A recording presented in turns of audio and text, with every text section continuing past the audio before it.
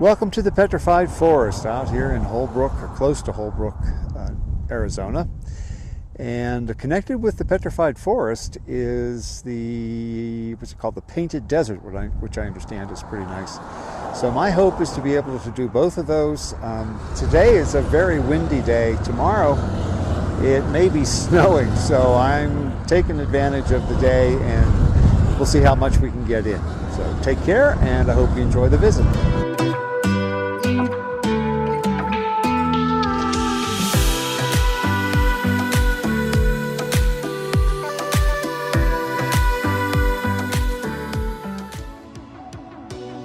Well, here I am at the Rainbow Forest Museum Visitor Center. I understand in here they have I guess some fossils and some exhibits. They also have a little video with the history of the park. My understanding is that this park contains the largest amount of fossilized wood in the world. So it's fairly, I guess that makes it unique.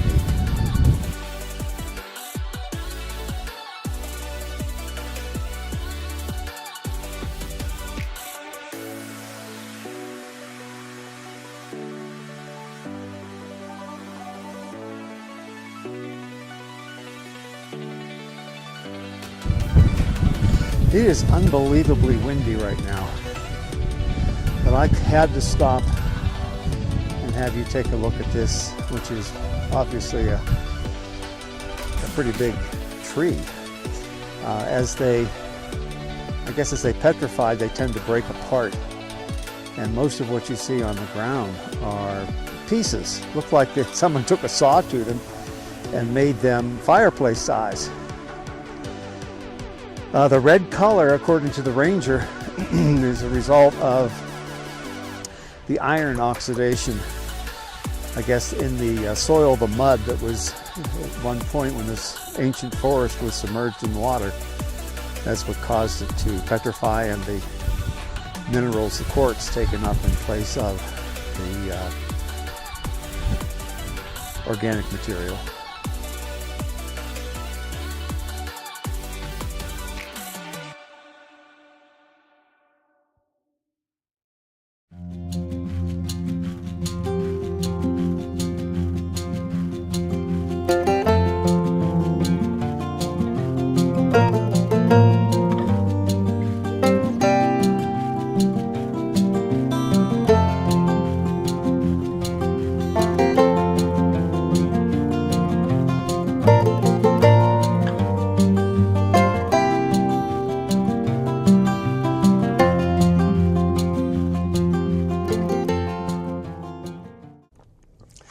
I'm recording this in the car, as you can see. One of the reasons is that you'll be able to hear me even though the mic has got a muff.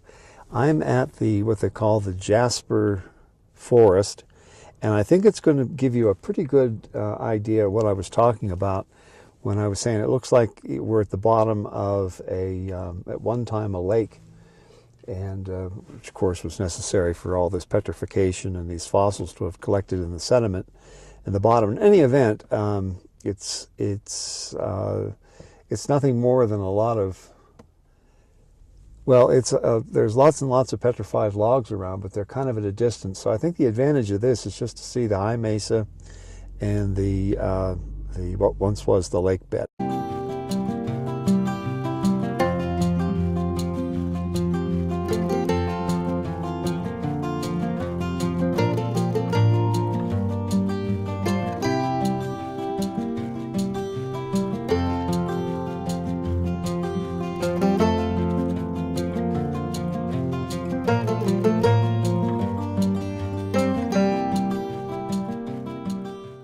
This landscape is like nothing I've ever seen. I don't think I've ever seen it as windy as this either. But I wanted to stop just to have you take a look at how surreal this place is. So take a look.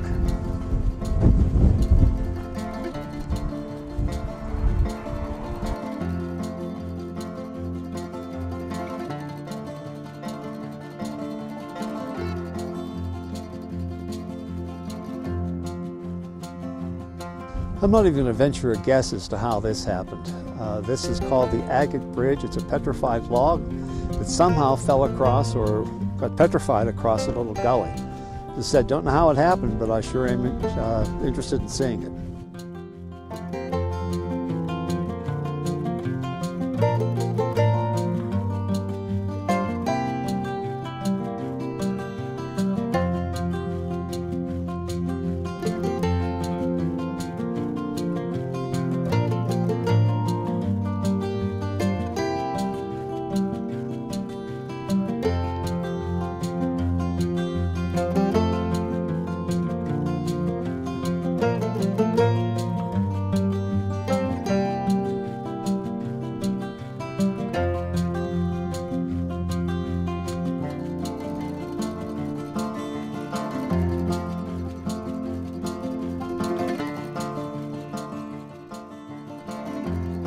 You really can't help but get the feeling that you're in a dry lake bed. Although we're about 5,000 feet up in elevation, when you take a look at the landscape around here, you just feel like you're at the bottom of something, and that there's all these high mesas around you. So it could be why the forest that was here initially then became a lake.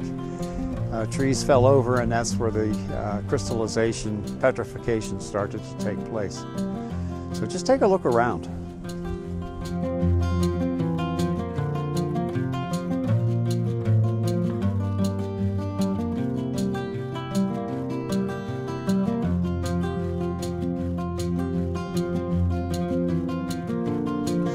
What you're looking at now is called Newspaper Rock, and it's the largest collection of petroglyphs in the entire park.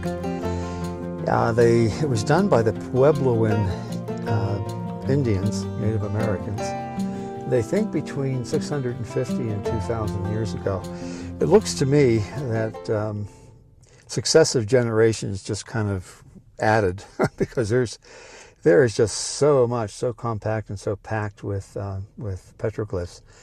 I don't know, since the area was closed, we had to stay behind a bar on a platform. I don't know how well you're actually going to get to see them.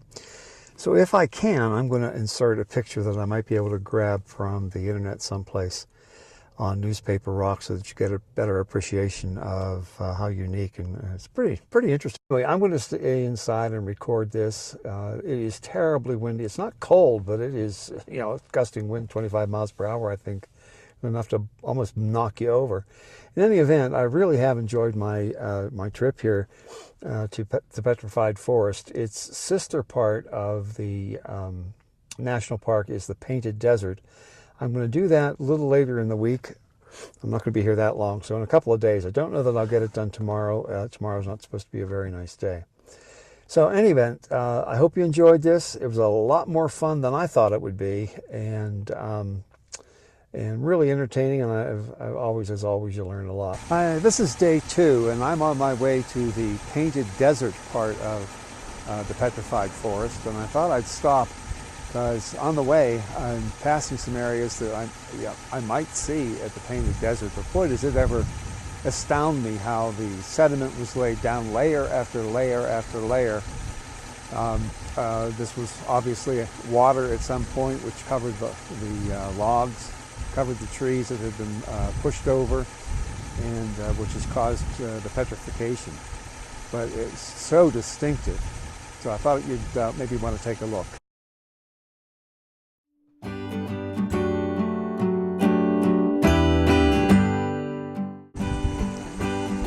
Across the way we have what they call the teepees, and this may not be the best angle to view them, but they're pyramids.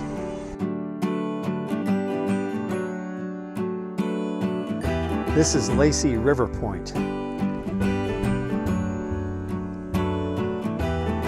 as the sun crosses over out there, you can see the sediment and the different layers.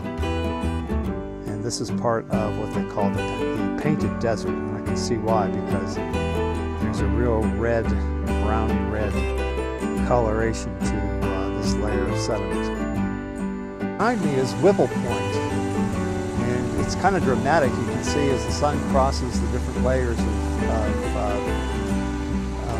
desert out there, sediment, it just shows all the beautiful colors and striations. Very impressive, at least it is to me.